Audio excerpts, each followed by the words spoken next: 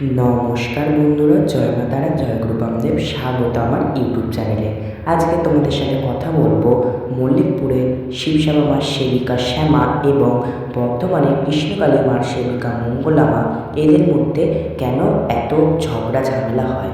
সর্বপ্রথম ঝগড়া ঝামেলার মেন কারণ হচ্ছে মঙ্গলা মা, কারণ মঙ্গলা মা নিয়ম মেনে পুজো করে না। আর এখানকার মা শ্যামা মা নিয়ম নিষ্ঠা মেনে পুজো করে। প্রত্যেক মাসে ঠাকুর মশাই ব্রাহ্মণ ডেকে পুজো দেন মায়ের, এবং অনাচার করেন না মা। বেদিতে মা ওঠে না, এবং এখানকার মাও খুব জাগ্রত, এখানকার মাও খুব বিখ্যাত, বিশেষত ইউটিউবে খুব বিখ্যাত। তো তোমরা সকলে যেতে পারো এই মায়ের কাছে। জাগ্রত জীবন্ত মা, ইনি ঝাড়ফুঁক বিশ্বাস করেন, তন্ত্রমন্ত্র বিশ্বাস করেন এবং ভক্তি সহকারে মায়ের পুজো করেন। ইনিও খুব ভালো মা, এনার নাম শ্যামা মা। A few moments later.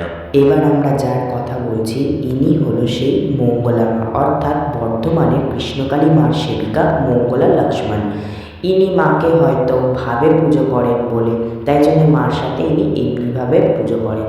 যেমন কি বলো, বেদির মধ্যে উঠে নাচানাচি করা, মায়ের গায়ে ফুল হুটহাট করে ছড়িয়ে দেওয়া, মায়ের মুখে চুমু খাওয়া, ঘটের ডাক পড়ে যাওয়া, এই ধরনের কাজ উনি করেন।